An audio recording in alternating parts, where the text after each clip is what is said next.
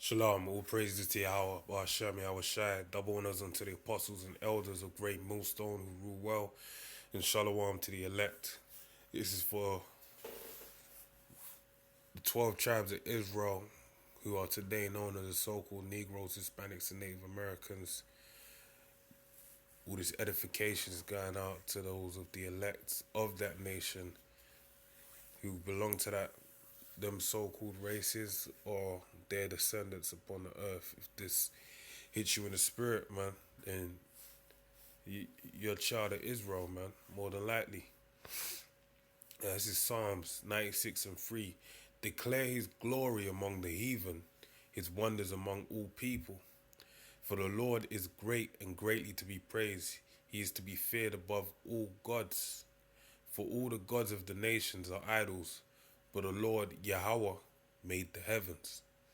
So this scripture allows you to understand that basically all the other nations' gods are idols, man. And he actually said he gave them the idols to worship, man. Okay? And the Lord of the heavens, man, Yahweh, is our power to be praised. He gave that unto us. He gave that he gave the children of Israel are to serve him. All right. Now, the reason why I'm bringing this up is because I've done some research into a scripture I was a bit curious of, and the way I actually stumbled across it was because I read it in the wrong translation initially, and it kind of got me because I never ever remembered it saying that. Okay, so now this is scripture. This is Judges 8:21. Then Zebah and Nana said, "Rise thou and fall upon us, for as a man is, so is his strength." And I believe that's because, it says it there, he made his firstborn to raise up and slay the kings of Midian, but he didn't have the strength to do it, basically. He weren't, he was scared, okay, because he was young. And Gideon arose and slew Zebah and Zalmunna and took away the ornaments that were on their camels' necks, okay. So these are the Midianites, all right? Now, if you know anything about Midian, basically today the Arabs are basically a mixture of peoples, Ishmael and various descendants around that region, all mingled into one, and they're now named Arabs. The word Arab goes back to the Hebrew. Arab, which basically means mixed, okay? Or it's like the morning, the dawn in the morning, dusk, when it's mixing between the night and day. That's what it means, mix, okay? So these Arabs, okay, had ornaments, as they will be known today, had ornaments on the camels, man. And the word for ornament is this word here, Shah Ha Ranayam. Alright, so let me get this now. I'm gonna look this up. Now, when you read this, it says the word as I pronounce it. It says moon, crescent, and ornament. It said plural, little moons, ornaments worn on the necks of men, women, and camels. Judges 8:21. Alright.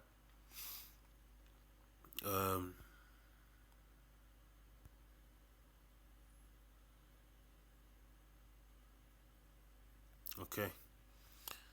Let me just check this word as well.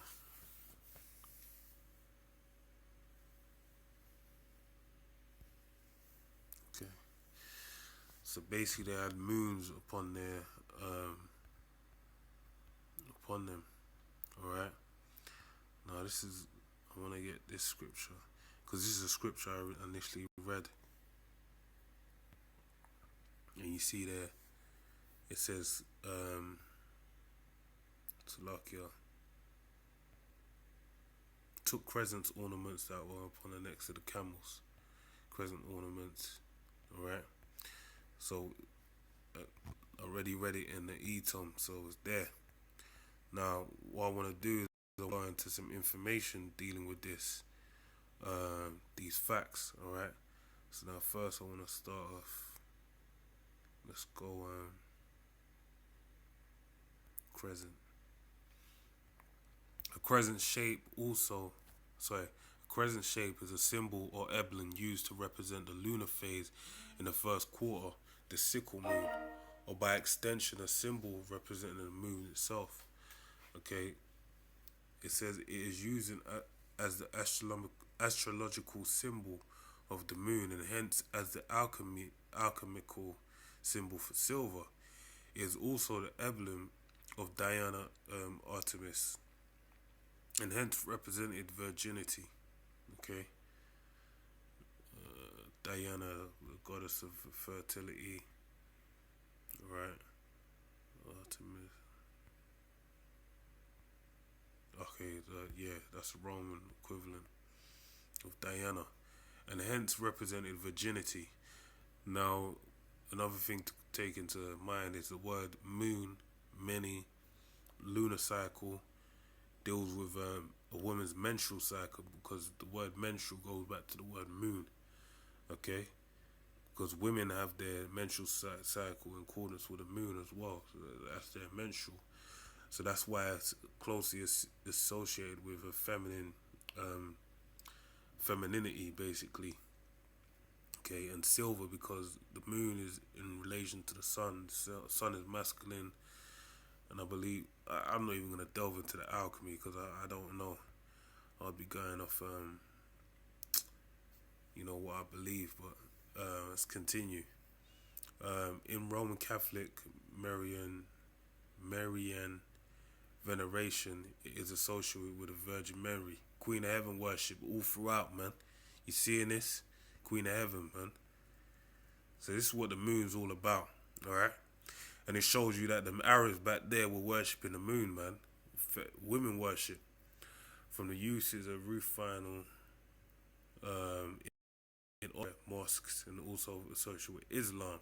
And the crescent was introduced by chaplain badge Muslim chaplains in the U.S. military 1993. This goes into symbolism.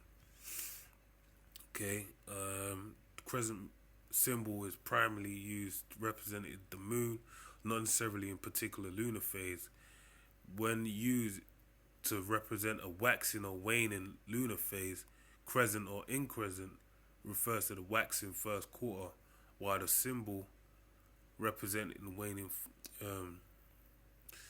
I just want to get to the key points, man.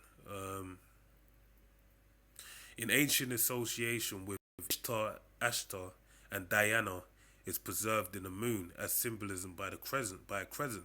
See, you see that Ishtar goes back to Babylon, and basically Ishtar was carried over into all these fucking pagan powers, so-called gods, or they're basically taken from one culture to the next, and basically reinvented in accordance with the culture of the new, into everything that was surrounding the culture of the new, the plants and all that kind of shit. All right, so it's the Queen of Heaven worship 2.0, 3.0, 4.0, etc.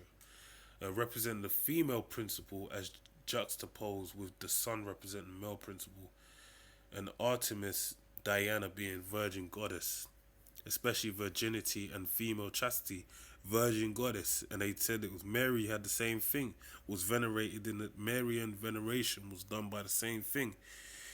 Okay, in Roman Catholic tradition, the crescent entered Marian iconography by the association of Mary, the woman of Apocalypse. All right. Now remember, this is the same thing when you deal with the Nicene Council dealing with Constantine. What do? They brought Mary into the mix, alright? They basically took all the pagan worship and took put it upon, to mix it with the Bible. Mary, with the woman of Apocalypse, described with the moon under her feet, on her head a crown of 12 stars in Revelation, which they butchered that as well because that's talking about the nation of Israel, man.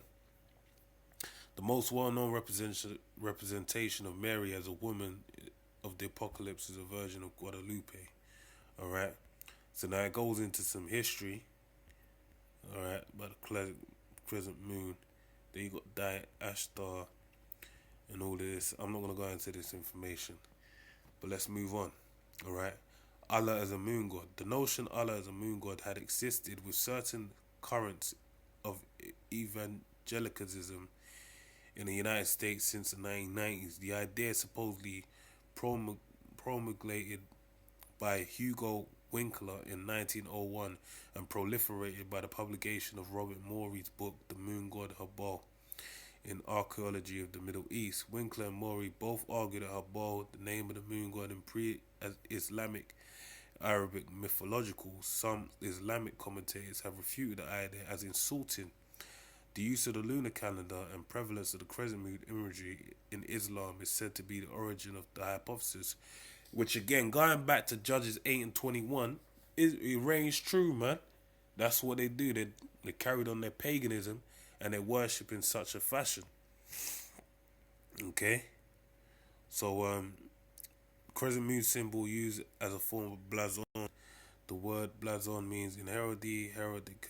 A blazon is a formal description of a coat of arms, flag, or similar emblem from which the reader can reconstruct the appropriate image. So it's basically like a coat of arms to show, the meaning of something. Even the word blazon goes back to the French blason, shield. It was found in English so basically it's a shield, okay? So it's their representation. And being the moon god, which is known as Allah, which they said they was refuted. Now we're going to go into this, but mind you, okay, we're going to build, okay? Now this is a meme, a picture, which says, who is this Allah? It says, Allah is the Arabian moon god, also known as Baal, Habal, or Molech. Muslims react with denial when you point out this was the god of the tribe Muhammad was born into. And remember, they had 360 gods. It tells you that in the book of by Rudolph R. Windsor, from Babylon to Timbuktu. Alright? It tells you that. They have 360 gods and they worship one for each day. Alright, and the moon god being the main thing for them Arabs because the moon was highly revered. Hence why do they have those crescent moons on the camels. Okay. Children were sacrificed to this demon idol, and why the idol that is why the idol has its hands in a position with a fire beneath, like you can see there on this one. That's the crescent moon god of the Arabians. Alright. A woman, and this is Molech. You can see blatantly the same thing, man. Okay. And the crescent, the horns, like you had on Diana, is the same thing. It's like a crescent. See? Alright.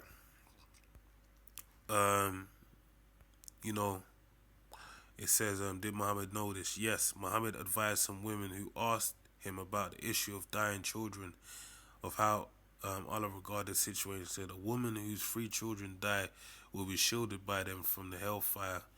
On a woman asked, if only 2 die, he replied, even 2 will shield her from hellfire. Okay, so now you know why Muslim mothers are willing to have their children die for Allah, and also why Muslims are unwilling for you to know the truth about the devil worshipping death cult of Islam.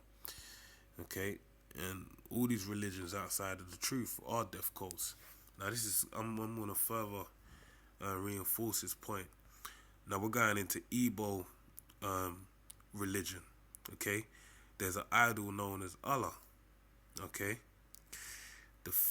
is the female Alusi deity of the earth, mortality, fertility, and creativity in Odinani. She is. Check out this word. Okay. She is the most important Alusi in the Igbo pantheon. In Odinani, Allah rules over the underworld and holds the deceased ancestors in her womb. Her name literally translates to ground in the Igbo language, denoting her powers over the earth. Her statue is grounded in herself.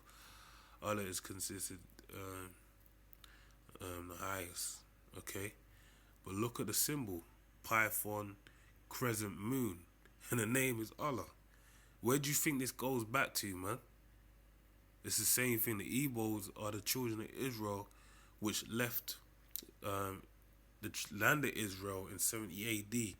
They carried on all these forms of idols, man. Okay, she is often depicted with a small child in her arms, and the symbol is a crescent moon. God damn, that's too much, man. You see, it is believed that the souls of the dead reside in a sacred room. So you see, these things, this idol worship is real, man, and these things, they're just reinforced. They're just brought anew in different religions, man. Okay. So as I started, man, moon crescent from Judges 8:21. So I pray you're edified, through the Spirit, and I say shalom.